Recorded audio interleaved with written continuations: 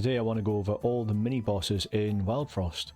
I think starting out I wasn't sure how to beat some of these people, but yeah, let's go through them one by one. We'll get a rough idea of what works, what doesn't work, what to try and avoid. So starting off, Big Peng. It's like the first enemy you get for everybody. His big ability is he gains +1 attack when an ally is killed, and he's always surrounded by lots of these small 1/1 penguins. Well, 2/1s, and they've got a...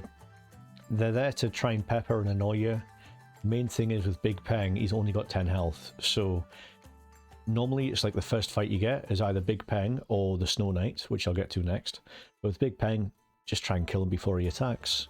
Or you can try and slow him down with the snow, or you can, if you've got access to oil with your character, then you can try and oil and that'll prevent some of the attacks. So if you oil them up, get rid of some of the penguins, that should be okay. Now the Snow Knight, whenever anything is snowballed, gain +1 attack. Again, he's only got 10 life. The difference is he's got a counter of 2, so trying to stall him out before he attacks the second time is probably your best bet. Attacking the first time shouldn't be an issue.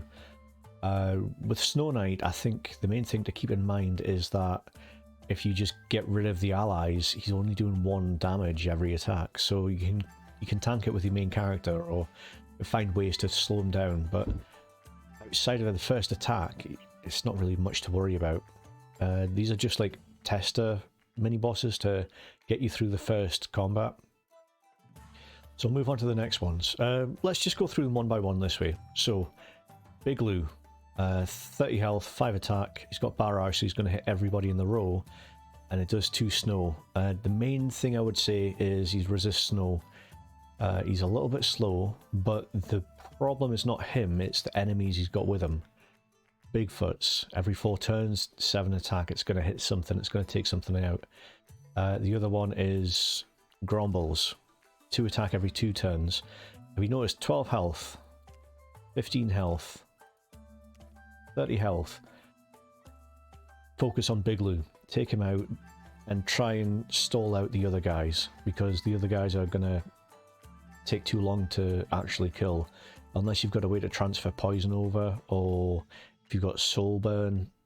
These things help, but generally speaking, focus on Big Lou and stall out the other guys. Now the next one, Bolgo, when he gets hit, gains 1 health, got 10 shell, so kind of 30 damage in total. If you don't keep him in check, he can run away and get really high damage really quickly. Oil is the first bet. The other thing is, if you can try and stall him, I wouldn't say reducing his attack is going to help at all, because it's just going to be one big swing. Trying to summon with certain decks can put stuff in the way, so he's going to hit one thing in the front. That's the main weakness of this guy. If you can stall him out by getting him to attack like planks of wood, then you're good. What enemies go with Bolgo? I think he's got Conkers, which they've got 5 counter, but you don't want them to attack. You want to get them before they make the first attack. And the other one is Shell Witch, is going to start spreading shell to everybody. So I think I would prioritize the Shell Witch, then the other one, and then the last guy. Wait until I find him.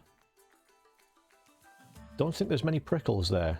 They can be annoying, but they're not the end of the world. They're just there to harass. Pecans is what I was thinking of. Pecan, they're like your foot soldiers, your grunts. Now, shroom damage is helpful, but the other side of it is, if you can get these big guys, these conkers, and you can put I think it's called Mist, where it's essentially going to attack one of its allies instead of you. That's really good. So we'll go back to the next guy, Bumbo. He's only got 15 health, so you think you can take him out quickly. Barrage, I2 Snow.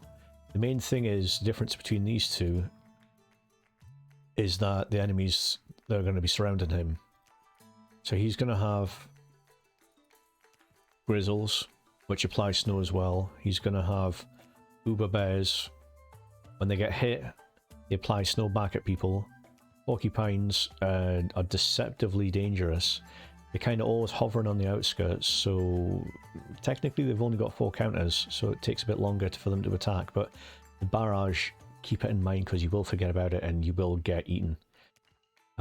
Snow gobblers, whenever anyone is snowed, gain +2, and it's quite rare, but you do see snow burbs from now and again. Now longshot's not a very common effect, but it is something that you need to keep in mind.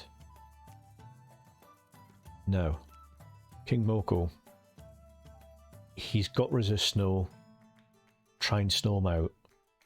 The main thing about King Moko is that every time you hit him, then everybody on the field gets extra pepper. So, if he ends up hitting you, that's at least 50 damage. It's game over. You need to kill him before he makes the first attack. You can try and stall him out with like 1 snow cards. The main thing is to take out his allies, and then as soon as you start piling as many frenzy hits in as possible, it's going to boost up your whole side, and you're going to take him out no problem. Don't ink him whatever you do, because that ability is there to help you take him out and deal 80 damage before he gets even worse. One thing I would say is with Soulburn on the allies around him, it can be useful. So, people that surround King Moko are Mokokos. They're okay for the first 1 or 2 turns, but they start escalating really quickly. So I would prioritize taking them out first. The other one is Pepper Witch. Not an issue. It can boost the side up, but you're normally going to be taking them out before they manage to trigger that. If they trigger it once, it's not the end of the world. Moko heads, avoid killing them if you can, but bear in mind that they only take 1 scrap to kill. They're going to boost the whole side against you, but I would say prioritize taking out the other creatures first, then Moko head, then the boss. Now, this one I absolutely hate is Mojo. 30 health, 5 attack. Whenever you hit it, it reacts by attacking back. Now, the reason I don't like it is because, yeah, it's dealing fire damage back to it, so I would suggest you use a lot of cards and get some defensive creatures on the board. Don't go frenzying or attacking too much, because it will come back to bite you. But with Mojo, people you fight against with Mojo are things like, wait until I find them, Marrows. These guys are priority. Popos, not priority, but you don't want to let them build up too much. They scale up quite quickly. Smog. Do you know what I'd say? Smog. Take out Smog before Marrow, because Aimless is gonna be making sure that your guys are going to be hitting enemies with teeth on them. So yeah, so Smog, then Marrow, then Popo, and then you should be able to take out the boss. Okay, next guy is Muttonhead. Whenever he's snowballed, it's Demon Eyes on your whole side. Don't be afraid of that, because you're going to be snowballing everybody there. King Snoffle is the best card in the game, so I'd try and get a Snoffle if you can. But if you've got to the point where you're snowballing Muttonhead, then you've usually taken out the other people that are around him. And just because he's affected by Snowball, it means he's not affected by anything else, so any other attribute is going to be helpful against him. Don't be afraid of using snow on him, because he doesn't have any resist to snow, so if you hit him once with a high snow thing like a snow cake, that's like 12 turns. You can clear out the rest of the enemies and then pick away at them, no problem. So the next one, quite rare, it's one of the ones you get near the end, Numbskull. Actually, before I do that, Muttonhead, I'll show you who he fights with, and I'll show you why he can be scary. So, by the time you get Muttonhead, you've relieved, because Gok, it's got a ton of health, and it demonizes back, but the main thing you want to watch out for is Jab Jotes. Every 3 turns, they're going to do 2 frenzy. It's only 1 attack, but If you've got block, if you've got ice, then that's just going to chip away at it, no problem. On the upside, if you've got allies that can trigger an ability whenever they get hit, then these guys are just like cannon fodder. Bear in mind, if you are demonized, it's going to be 2 damage each time, so worth noting. Rarely you get a pygmy. Barrage applies demonize to the whole side. These guys are use soulburn against them and it can kind of just damage the whole team. 5 attacks not much, but they're usually hanging out at the back, so you're going to need specific cards to fight against them instead of just waiting for your allies to attack whoever's in front. Now, next guy, Numbskull. The big thing for him is block. Frenzy is your ally, it's your friend. So is Poison, because they're just going to constantly attack every turn. The resist snow can be a bit annoying, but it's not the end of the world. Hog-headed isn't that much of a problem. It's going to be a slow, long fight against Numbskull, especially because of the block, and the allies he's got do have block as well. But don't be afraid to slow roll it. You're not there to take him out in one turn. So the enemies you fight with Numbskull are crabs and crawlers. So crab, 8 damage, which is quite high, 5 defense and 5 counter, so they're vulnerable to snow, which you're going to need if you're going to chip the block away. Now, they're not high priority, these guys are. Crawler. So you want to go for one big burst of damage. You don't want to be chipping away one by one, because every time they get hit, you apply 2 block to someone else. So basically, every time you hit them, it's building up the rest of the team. It's scaling for the rest of the team. So take them out with a big single hit as soon as you can. I think that's everybody you would fight against with him. Yeah, just crabs and crawlers, as far as I can remember. Okay, here's an early one. Queen Goobery. Queen Glowberry, I think it's pronounced. Either way, it's a pushover. It's good. You've got 5 rounds to try and deal 15 damage. If you've not got a deck strong enough to build around that, then you're doing something wrong. But with Queen Glowberry, they're not too bad. The allies you want to watch out for, Earthberry. With Earthberry, they're going to deal 6 damage, so if you can chip halfway down the health, then that's going to make a lot of impact. Going to make them pretty much useless. 3 turns is kind of strong, but with Berry Witch, who's normally up beside it, every time they trigger, it's going to heal up Earthberry, so it's going to get that attack back up as well. So I would focus on the Berry Witches first. Actually, no. Focus on the Earthberries first. If you don't need to kill them as long as you damage them, and then take out Berry Witch before she triggers, and then Earthberry, you can negate it. I think that's everybody on their team. Plums, that's the other one you get. Restores 4 health to all allies. They're just irritating. They hang around at the back. It's only 2 attacks, so the attack's not what you want to worry about. It's the healing, especially when it hits some Earthberries. So this is one of the tougher ones, Razor. Now, 50 health, it's a lot of health, it's going to take some time. Free attack, you don't think it's scary. Every 3 turns, resist snow, it's an inconvenience by that point. You've got other ways to kill creatures. The main issue here is wild. So whenever something else with wild dies, it gets a trigger of frenzy. So if you kill 5 small creatures, then this guy's going to get, what, 15 damage? It's going to chip away at your block. It's going to be an absolute nightmare. So the 2 people that go with him are... let me get the big guy first. Warthog. 18 health, 5 damage. The main thing you want to watch out for is the smack back. Because if they get some wild triggers on them, then they get smack back. If you get like a barrage creature and you just don't pay attention, or you've got something that will affect the whole side, this guy's going to smack and kill whatever it hits it. So try and favour stalling it out with card damage. Snow doesn't affect smackback as far as I'm aware, so even if it's snowed up, it'll still hit you back, so watch out for that. Quite dangerous. So the other 2 guys, Rockhog, doesn't have wild, but it does buff the rest of the side up, so you can take it out quick and easy. It honestly, it never really gets its 4 attack to go off. The main thing is it's buffing the rest of the side. And then in this fight, you're going to get spammed with hogs.